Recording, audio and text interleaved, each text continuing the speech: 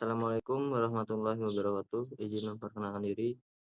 Nama saya Bagi Saputra, NPM 23140776 dari kelas TEP C. Di sini saya akan menjelaskan materi tentang terbakar 4 tak. Motor bakar 4 tak itu adalah jenis mesin pembakaran internal yang bekerja melalui 4 langkah utama, yaitu ada intake, compression, combustion, dan exhaust. Setiap langkah memiliki peran penting dalam menghasilkan tenaga untuk menggerakkan kendaraan. Pada langkah intake, campuran udara dan bahan bakar masuk ke ruang bakar melalui klip hisap. Nah, setelah itu, pada langkah compression, piston menekan campuran tersebut sehingga meningkatkan tekanannya. Langkah selanjutnya itu ada pembakaran, di mana busi menghasilkan percikan api yang membakar campuran udara dan bahan bakar yang sudah terkompresi. Proses pembakaran itu menghasilkan ekspansi gas yang mendorong piston ke bawah, yang kemudian menggerakkan kruk as. Energi yang dihasilkan dari langkah ini digunakan untuk menggerakkan kendaraan. Setelah proses pembakaran selesai, langkah exhaust terjadi di mana gas hasil pembakaran dikeluarkan melalui klip buang. Di sini ada perbandingan antara 2 tak dan 4 tak. Ada gambarnya. Terus keunggulan dari mesin 4 tak itu adalah efisiensinya dalam menggunakan bahan bakar serta kemampuannya menghasilkan gas buang yang lebih ramah lingkungan dibandingkan mesin 2 tak.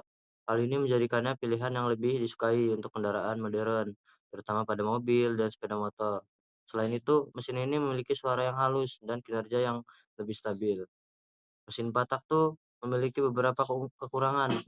Salah satunya adalah biaya produksinya yang lebih tinggi karena memiliki lebih banyak komponen yang kompleks. Nah, mesin ini juga membutuhkan perawatan yang lebih teliti dibandingkan mesin 2 tak, termasuk penggantian oli secara rutin dan pengecekan komponen untuk menjaga kinerja secara optimal. Motor bakar 4 tak atau mesin 4 langkah itu adalah mesin pembakar internal yang menggunakan sistem tahap proses penyelesaian satu siklus. Ini melibatkan 4 langkah utama, yaitu pertama adalah langkah hisap. Langkah hisap itu adalah piston bergerak ke atas ke bawah untuk menghisap campuran udara dan bahan bakar ke dalam ruang bakar melalui katup yang masuk terbuka. Terus langkah kompresi itu piston bergerak dari bawah ke atas mengkompres campuran udara dan bahan bakar di ruang bakar. Pada tahap ini katup itu masuk dan buang katup buang tertutup. Terus selanjutnya ada pembakaran. Ketika campuran udara dan bahan bakar telah mencapai kompres maksimum, busi memercikan api untuk membakar campuran tersebut. Terus ada langkah buang. Piston tuh kembali bergerak dari bawah ke atas untuk mendorong gas sisa pembakaran keluar melalui katup buang yang terbuka. Aplikasi mesin patak ini sangat luas, terutama pada kendaraan sepeda motor dan mobil. Terus kinerja yang efisien dan tahan lama menjadikannya mesin 4 tak ini berguna bagi produsen kendaraan. Selain itu, 4 tak juga digunakan pada mesin industri yang memerlukan kinerja jangka panjang dengan bahan bakaran tinggi. Perawatan rutin mesin 4 tak itu sangat penting untuk menjaga agar performanya tetap optimal. Penggantian oli secara teratur, pengecekan klip, dan perawatan busi. Itu adalah beberapa langkah yang harus dilakukan untuk memastikan mesin agar dapat beroperasi dengan baik dalam jangka waktu lama. Perawatan yang baik akan memperpanjang usia mesin dan menjaga efisiensinya. Sekian, terima kasih dari saya Bangga Saputra. Assalamualaikum warahmatullahi wabarakatuh. Assalamualaikum warahmatullahi wabarakatuh. Izin memperkenalkan diri, nama saya Bagas Saputra. NPM saya 2314071076 dari kelas C. Di sini saya akan menjelaskan materi dari Bapak Mareli, yaitu motor bakar 2 tak. Terbakar 2 tak itu apa? Terbakar 2 tak itu merupakan salah satu jenis mesin pembakaran dalam yang bekerja dengan siklus 2 langkah piston untuk menyelesaikan satu siklus kerja. Nah, pada mesin ini langkah pertama melibatkan piston yang bergerak ke atas untuk mengoperasi campuran bahan bakar dan udara di dalam ruang bakar. Sementara itu, bahan bakar baru masuk ke ruang crankcase atau ruang engkol melalui katup reed. Langkah kedua itu dimulai ketika piston bergerak ke bawah setelah pembakaran, memaksa gas buang keluar melalui port pembuangan, dan pada saat yang sama, campuran bahan bakar baru didorong ke dalam ruang bakar. Siklus ini sangat efisien dalam hal tenaga yang dihasilkan dalam waktu singkat. Mesin 2 tak nih terkenal dengan desainnya yang sederhana dan ringan, menjadikannya populer untuk motor kecil seperti skuter dan motor trail. Ketidak katup untuk mengatur masuk dan keluar bahan bakar serta gas buang membuat mesin ini memiliki komponen yang lebih sedikit dibandingkan mesin 4 tak. Hal ini memungkinkan mesin 2 tak untuk beroperasi dengan tenaga yang lebih besar dalam ukuran yang lebih kecil.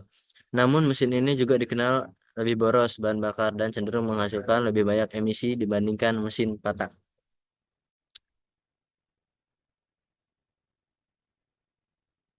Salah satu kekurangan mesin 2 tak itu adalah karena desainnya sederhana, sebagian campuran bahan bakar udara yang belum terbakar dapat keluar bersama gas buang. Ini menyebabkan peningkatan emisi polusi udara dan konsumsi bahan bakar yang lebih tinggi. Selain itu, karena mesin 2 tak beroperasi dengan siklus kerja yang lebih cepat, mereka juga lebih rentan terhadap keausan dan membutuhkan perawatan yang lebih sering dibandingkan mesin 4 tak.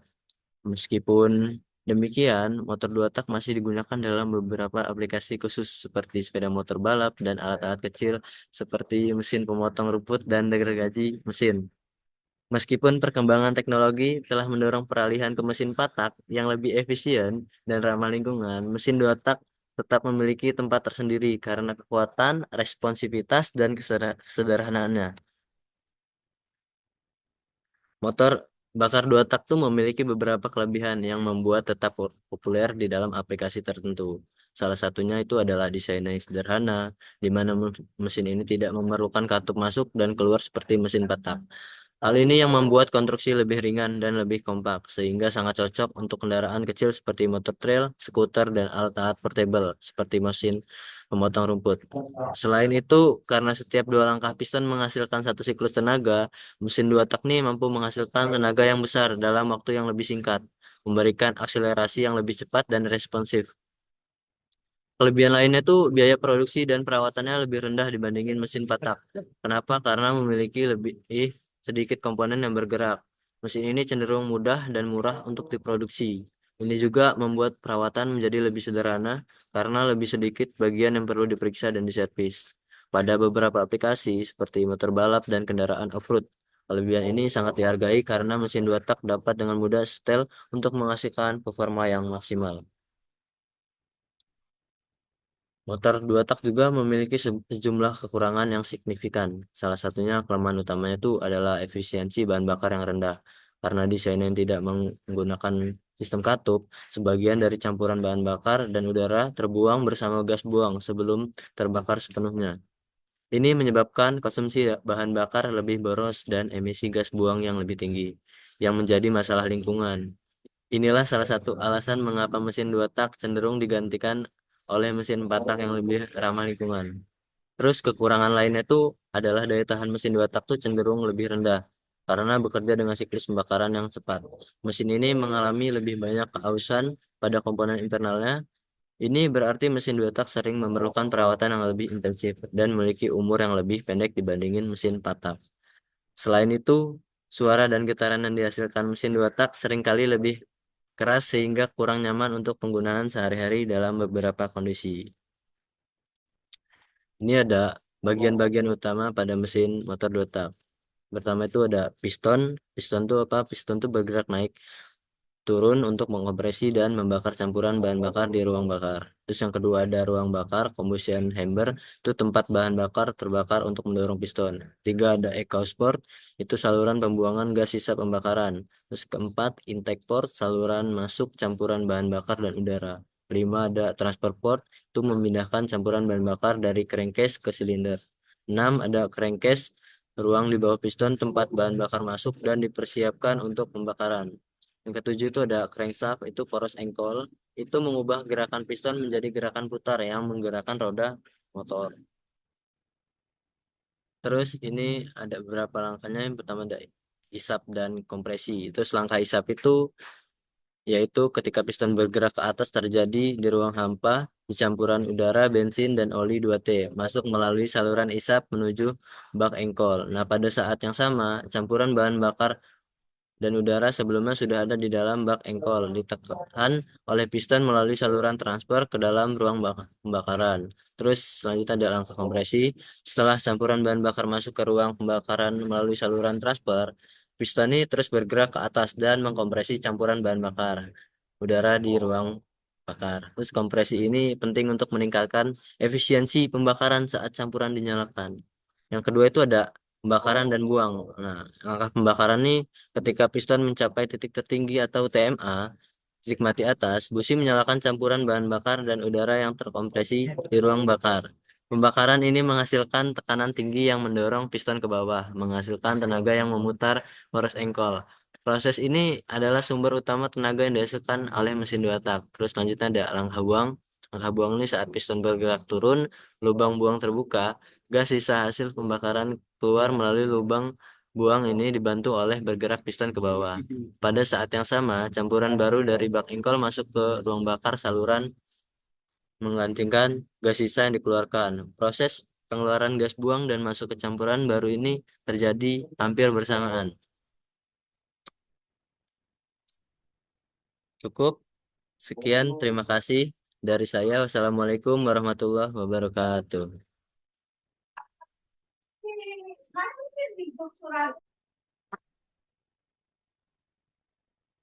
Assalamualaikum warahmatullahi wabarakatuh.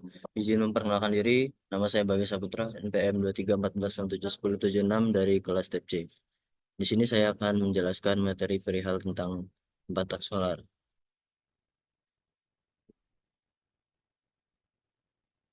Batak solar itu apa? Batak solar itu jenis mesin pembakaran internal yang bekerja dengan menggunakan bahan bakar solar atau diesel dan menjalankan siklus operasi dalam 4 langkah. Setiap langkah ini terdiri dari intake atau masukan, compression, kompresi, power, tenaga, dan exhaust atau buang. Prinsip utama mesin 4 taknya adalah memanfaatkan pergerakan piston di dalam silinder untuk menciptakan tenaga yang akan menggerakkan mesin. Nah, pada langkah intake, udara masuk ke dalam silinder ketika piston bergerak ke bawah, membuka katup masuk pada mesin diesel 4 tak, hanya udara yang dimasukkan ke dalam silinder, tanpa campuran bahan bakar seperti mesin. Setelah itu, langkah kompresi terjadi saat piston bergerak naik dan mengompresi udara yang telah masuk. Kompresi ini menghasilkan panas yang tinggi, cukup untuk menyalakan bahan bakar solar yang akan disuntikan. Langkah ketiga yaitu power. Terjadi ketika bahan bakar solar disuntikan ke dalam silinder pada titik tertinggi kompresi. Karena suhu udara yang tinggi akibat kompresi, bahan bakar solar menyala secara otomatis tanpa perlu bersihkan api. Nah, ledakan ini tuh mendorong piston kembali ke bawah, menciptakan tenaga yang kemudian diubah menjadi energi listrik mekanik untuk menggerakkan kendaraan atau sebuah mesin. Langkah terakhir tuh ada exhaust. Terjadi ketika piston naik kembali dan katup buang terbuka, membuka gas sisa pembakaran dari dalam silinder. Siklus ini terus berulang selama mesin berjalan. Mesin patok solar dikenal efisien dan tangguh, terutama dalam aplikasi kendaraan berat atau industri, karena mereka mampu menghasilkan tenaga besar dengan konsumsi bahan bakar yang lebih rendah dibandingkan mesin bensin. Terus ada diesel. Mesin diesel 4 tak solar nih adalah jenis mesin pembakaran internal yang menggunakan bahan bakar solar. Dan mesin ini juga bekerja melalui 4 langkah siklus. Mesin ini umum digunakan pada kendaraan berat seperti truk dan bus, serta dalam aplikasi industri. Berbeda dengan mesin bensin, mesin diesel ini mengandalkan kompresi tinggi untuk menyalakan bahan bakar solar, sehingga tidak memerlukan busi untuk percikan api. Hal ini membuat mesin diesel lebih efisien dan tahan lama dalam penggunaannya. Berikut adalah kelebihan dan kekurangan. Kelebihan utama itu efisiensi bahan bakar mesin patak solar tuh dikenal sebagai lebih efisien dalam konsumsi bahan bakar dibandingin mesin bensin. Kenapa? Karena bahan bakar solar tuh memiliki kandungan energi yang lebih tinggi. Mesin diesel juga mampu menghasilkan banyak tenaga per liter bahan bakar. Ini menjadikan mesin patak solar ideal untuk kendaraan yang memerlukan perjalanan jauh atau pengoperasian dalam jangka waktu lama, seperti truk dan bus. Torsi yang tinggi, mesin patak diesel memiliki porsi yang lebih besar pada putaran mesin rendah dibandingin dengan mesin bensin. Ini sangat berguna dalam kendaraan berat yang membutuhkan tenaga besar, seperti truk, pengangkut, atau kendaraan off-road. Dengan torsi yang tinggi, mesin diesel dapat menarik beban berat dengan efisien, menjadikannya pilihan favorit untuk aplikasi industri dan pertanian. Daya tahan yang lebih lama, mesin diesel cenderung lebih tahan lama dibandingin mesin bensin. Ini disebabkan karena konstruksi komponen mesin yang lebih kuat, karena mesin diesel harus menahan tekanan pembakaran yang lebih tinggi. Oleh karena itu, mesin patak solar biasanya memiliki masa pakai yang lebih lama dan memerlukan perawatan yang lebih jarang, menjadikannya pilihan yang lebih ekonomis dalam jangka panjang. Kelemahan dalam mesin ini yaitu kebisingan dan getaran. Salah satu kekurangan utama mesin diesel adalah kebisingan. Proses pembakaran pada mesin diesel menghasilkan suara yang lebih keras, terutama pada versi mesin diesel yang lebih tua. Meskipun teknologi modern telah mengurangi masalah ini, kebisingan tetap menjadi faktor yang perlu dipertimbangkan, terutama dalam kendaraan penumpang. Dan emisi dan polusi mesin diesel juga memiliki reputasi buruk terkait emisi, khususnya nitrogen oksida dan partikel-partikel kecil yang berbahaya bagi kesehatan. Meskipun mesin diesel modern dilengkapi dengan sistem pembersihan emisi yang lebih canggih seperti filter partikel diesel atau DPF, emisi yang dihasilkan masih lebih tinggi dibandingkan dengan mesin bensin, terutama dalam hal polusi udara. Biaya awal yang lebih tinggi mesin patak solar umumnya lebih mahal untuk diproduksi dan dibeli dibandingkan mesin bensin. Ini disebabkan oleh kebutuhan material yang lebih kuat dan teknologi tambahan yang diperlukan untuk menangani tekanan pembakaran yang lebih tinggi. Meskipun biaya operasional lebih rendah karena efisiensi bahan bakar, biaya awal yang tinggi bisa menjadi pertimbangan penting bagi konsumen yang sensitif terhadap anggarannya. Nah, ini ada 4 langkah, 4 tak motor solar. Tuh yang pertama adalah langkah hisap. Langkah hisap itu bergerak dari titik mati atas TMA ke titik mati bawah TMB, sehingga katup masuk terbuka dan bahan bakar berupa udara murni masuk ke ruang bakar. Terus selanjutnya ada langkah kompresi. Itu piston bergerak dari TMB ke TMA. Kedua katup tuh tertutup. Udara yang sudah masuk ke dalam ruang bakar dikompresi hingga tekanan dan suhunya meningkat. Selanjutnya ada langkah usaha. Itu piston mencapai TMA, bahan bakar solar disuntikkan oleh injektor dan langsung terbakar karena tekanan dan suhu tinggi. Pembakaran ini mendorong piston bergerak kembali ke TMB, menghasilkan tenaga yang digunakan untuk memutar poros engkol. Selanjutnya ada langkah buang. Ini piston kembali bergerak dari TMB ke TMA atau buang terbuka sehingga gas sisa pembakaran dikeluarkan melalui knalpot. Ini ada contoh jenis mesin patak solar yang populer. Itu ada Cummins, itu mesin diesel yang digunakan truk, bus, dan generator. Itu ada Perkins, itu digunakan aplikasi pertanian industri generator. Terus Isuzu 4JB One itu digunakan dalam kendaraan komersial ringan. Ada Toyota 1 KD FTV, mesin diesel yang dipakai pada kendaraan Toyota Hilux dan Fortuner. Terus Kubota digunakan pada aplikasi pertanian, mesin pemotong rumput. Terus ada Yanmar digunakan pada mesin perahu dan keperluan pertanian. Terus ada Mercedes-Benz GOM series digunakan kendaraan komersial dan aplikasi industri. Terus Mitsubishi 4D56 mesin diesel yang banyak digunakan pada SUV dan truk Mitsubishi. Terus ada Caterpillar itu digunakan keperluan alat berat industri. Terus ada terakhir ada Hino JO8E digunakan dalam truk Hino. Sekian materi dari saya. Assalamualaikum warahmatullahi wabarakatuh.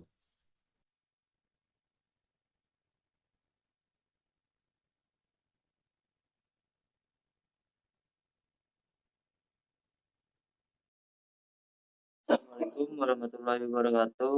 Perkenalkan, nama saya Bagus Saputra. NP pengertian sistem penyaluran bahan bakar adalah rangkaian komponen yang berfungsi untuk menyalurkan bahan bakar dari tangki ke ruang bakar mesin pada kendaraan berbahan bakar bensin maupun diesel. Sistem ini dirancang untuk memastikan pasokan bahan bakar yang stabil, bersih, dan sesuai dengan kebutuhan mesin agar dapat beroperasi dengan efisien. Perbedaan utama antara sistem penyaluran bensin dan diesel terletak pada cara bahan bakar. Antara sistem penyaluran bahan bensin terletak pada cara bahan bakar yang disemprotkan dengan dikompresi dengan sebelum dibakar. Pada sistem penyaluran bahan bakar bensin umumnya menggunakan sistem injeksi elektronik atau karburator kendaraan yang lebih tua. Bensin dicampurkan dengan udara di intake manifold sebelum masuk ke ruang bakar, sistem injeksi elektronik lebih efisiensi karena mampu mengontrol jumlah bensin yang disemprotkan sesuai kebutuhan mesin berdasarkan data dari sensor-sensor sehingga dapat mengurangi emisi dan meningkatkan efisiensi bahan bakar. Sedangkan pada sistem penyaluran bahan bakar diesel, bahan bakar disemprotkan ke dalam ruang bakar di akhir rangka kompresi. Sistem ini bekerja menggunakan komponen seperti pompa injeksi, bahan bakar, dan injektor tekanan tinggi. Mesin diesel itu tidak membutuhkan busi karena bahan bakar diesel terbakar akibat panas yang dihasilkan oleh kompresi tinggi dalam silinder. Ini membuat mesin diesel lebih efisien dalam hal penggunaan bahan bakar, namun juga memerlukan sistem penyaluran bahan bakar yang lebih rumit. Perawatan kedua jenis sistem penyaluran ini berbeda. Sistem bensin umumnya lebih sensitif terhadap kualitas bahan bakar dan memerlukan perawatan rutin seperti membersihkan injektor.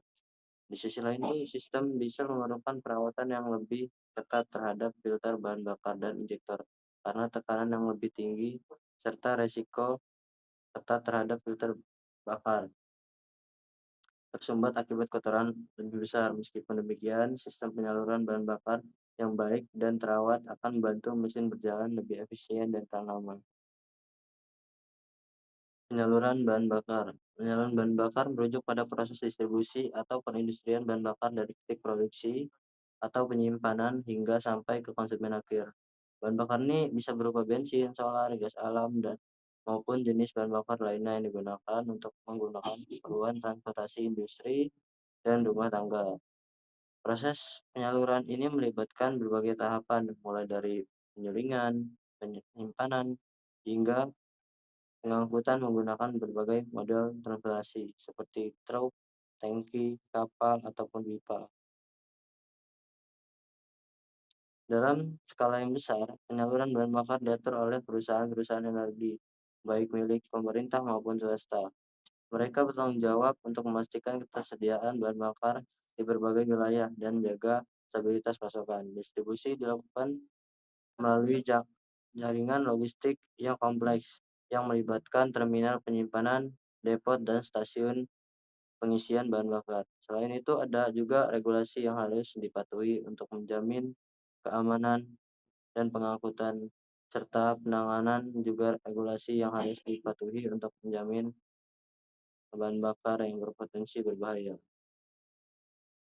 Penyaluran bahan bakar juga sangat bergantung pada infrastruktur yang memadai, seperti jaringan pipa dan jalur transportasi yang baik.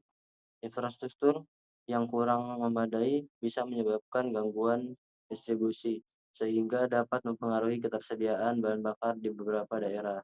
Misalnya, jika terjadi kerusakan pada pipa atau hambatan-hambatan pada transportasi akibat cuaca buruk. Penyaluran bahan bakar bisa terhambat dan menyebabkan kelangkaan di pasaran.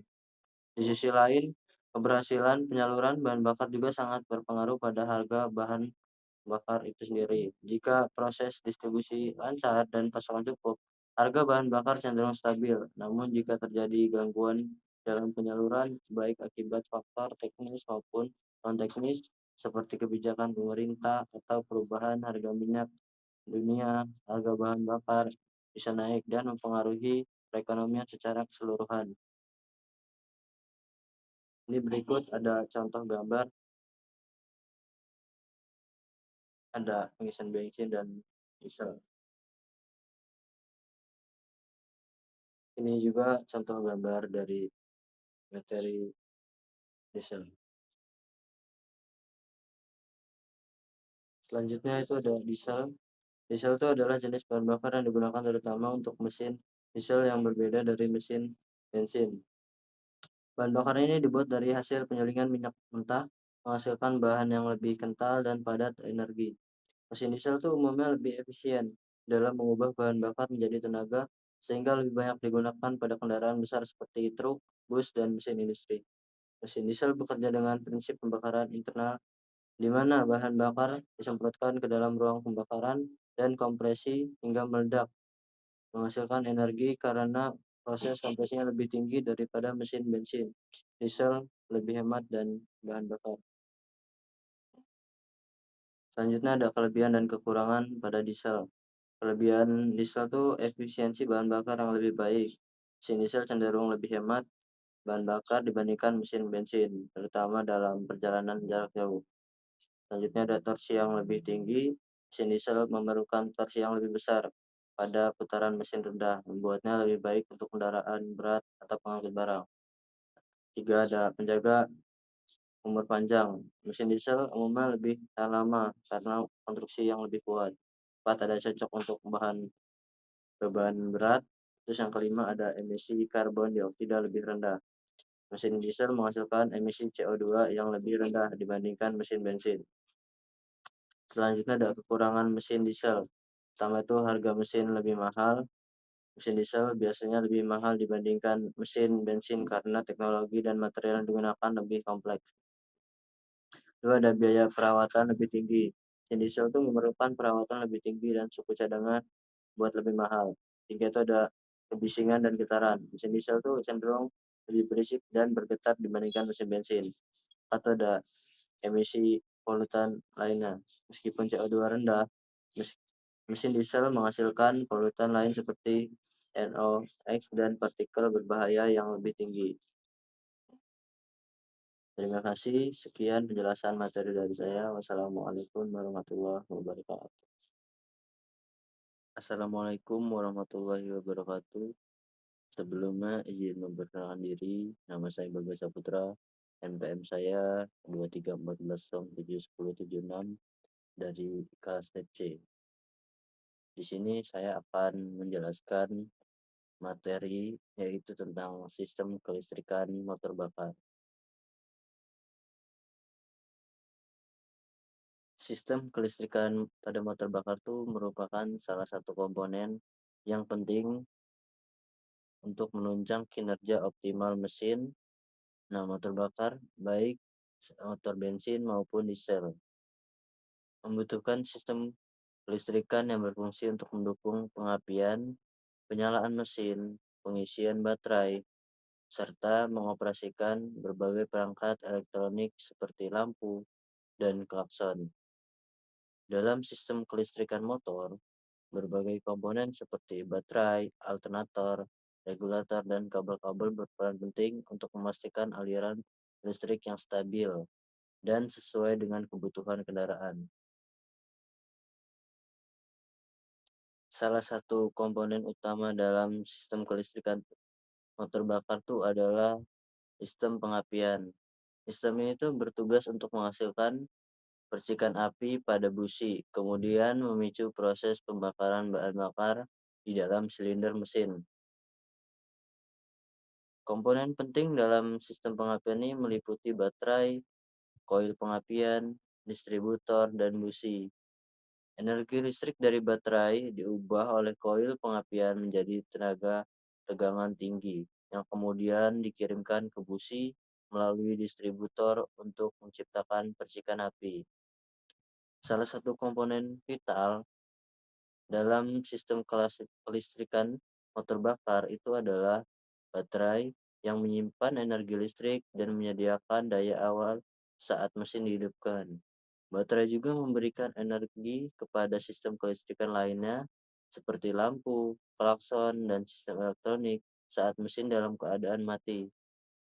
Saat mesin hidup, energi listrik yang dibutuhkan dipasok oleh alternator yang berfungsi untuk mengubah energi mekanis menjadi energi listrik, mengisi kembali baterai, dan menyediakan listrik untuk komponen elektronika kendaraan.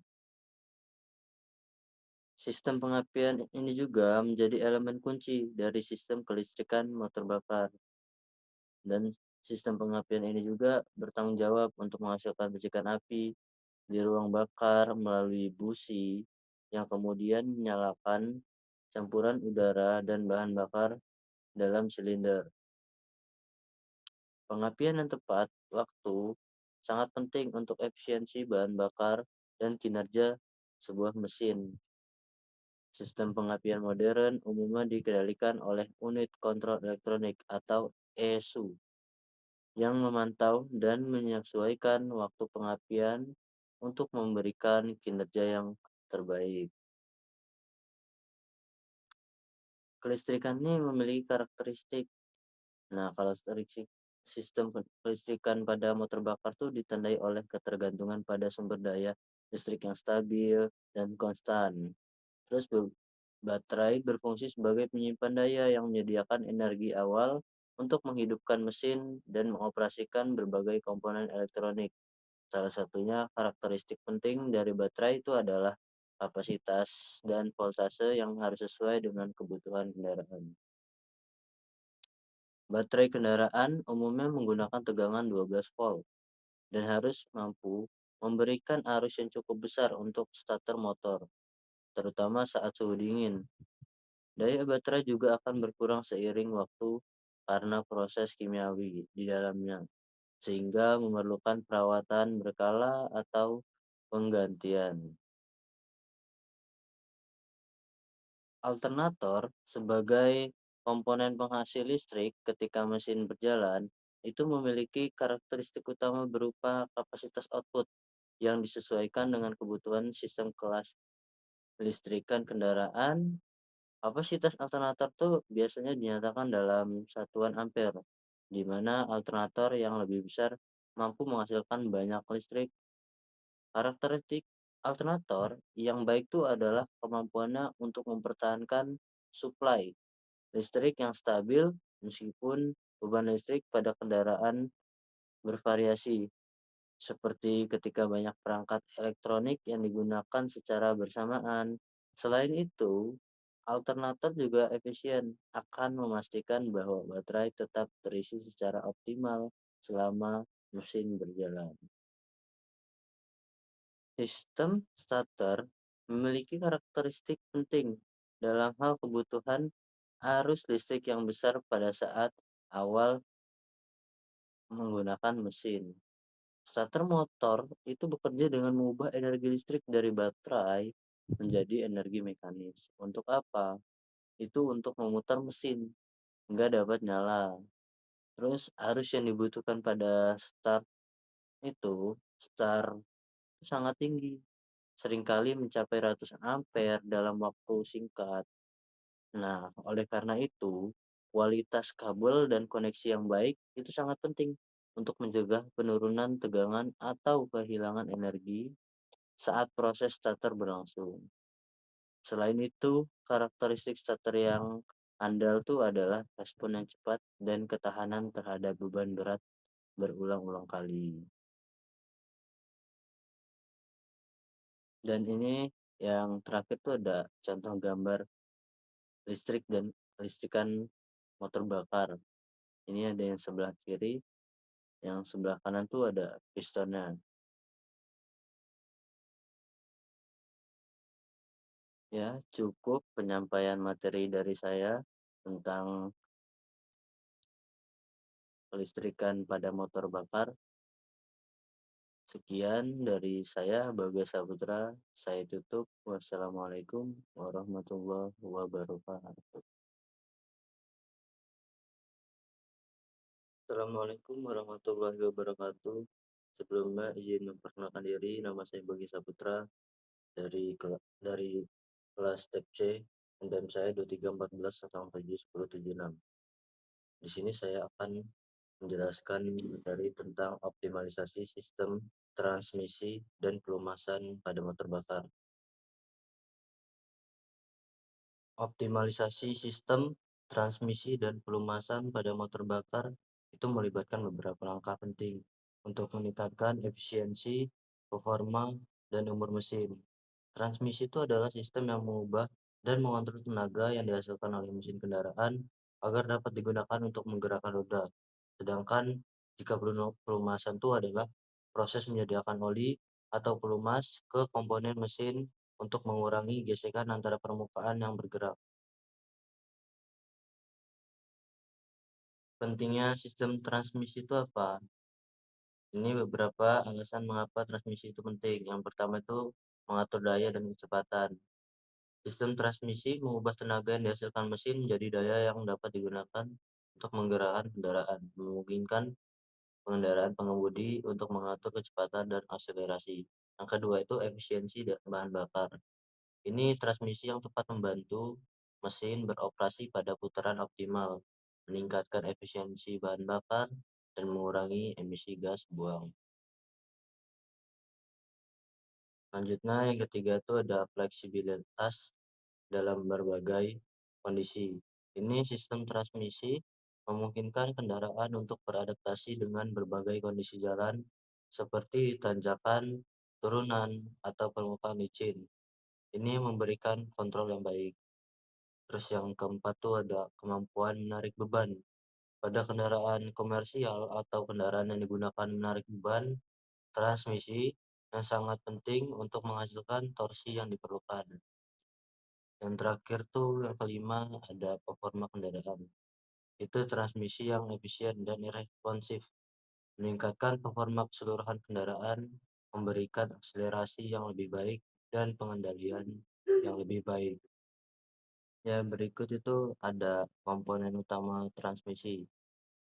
Ini beberapa sistem utama transmisi dan fungsinya. Yang pertama itu ada gearbox. Gearbox itu apa fungsinya? Gearbox itu fungsinya untuk mengubah rasio gigi untuk mengatur torsi dan kecepatan. Nah, gearbox memungkinkan kendaraan berakselerasi dan beroperasi pada kecepatan yang berbeda. Yang kedua itu ada coupling atau clutch, itu berfungsi untuk menghubungkan dan memutuskan aliran tenaga antara mesin dan transmisi. Coupling itu memungkinkan pengemudi untuk berpindah gigi dengan halus. Yang ketiga itu ada poros penggerak atau drive shaft. Nah, itu berfungsi mentransmisikan tenaga dari transmisi ke roda, dan proses ini bertanggung jawab untuk mentransfer daya dari gearbox ke sistem roda. Yang keempat ada diferensial, itu berfungsi untuk mengatur distribusi torsi ke roda yang berbeda, terutama pada saat kendaraan berbelok. Terus diferensial itu memungkinkan roda luar tuh berputar lebih cepat daripada roda dalam. Nah, selain itu ada pelumas, dan di sini juga ada bentuk fungsi sistem pelumas. Sistem pelumas ini memiliki fungsi utama yang krusial bagi kinerja dan umur mesin. Dan berikut ini adalah fungsi-fungsinya. Yang pertama itu fungsinya untuk mengurangi gesekan. Sistem pelumasan ini menciptakan lapisan pelumas antara permukaan yang bergerak, mengurangi gesekan yang dapat menyebabkan keausan dan kerusakan. Dan yang kedua itu ada menghilangkan panas. Pelumas itu membantu mengalirkan panas yang dihasilkan selama operasi mesin, menjaga suhu itu tetap dalam batas aman, dan mencegah overheating. Selanjutnya, yang ketiga itu ada melindungi dari korosi. Nah, pelumas ini tuh mengandung zat aditif yang membantu melindungi komponen mesin dari korosi oksidasi, itu dapat memperpanjang umur mesin. Terus yang keempat tuh ada membersihkan komponen. Pelumas ini membawa kotoran, partikel, dan sisa pembakaran dari dalam mesin, sehingga menjaga kebersihan komponen dan mencegah penumpukannya yang dapat merusak. Terus yang kelima, itu membantu dalam penyegelan. Kenapa? Karena pelumas itu membantu menciptakan segi antara komponen mesin yang bergerak, mencegah kebocoran gas dan oli.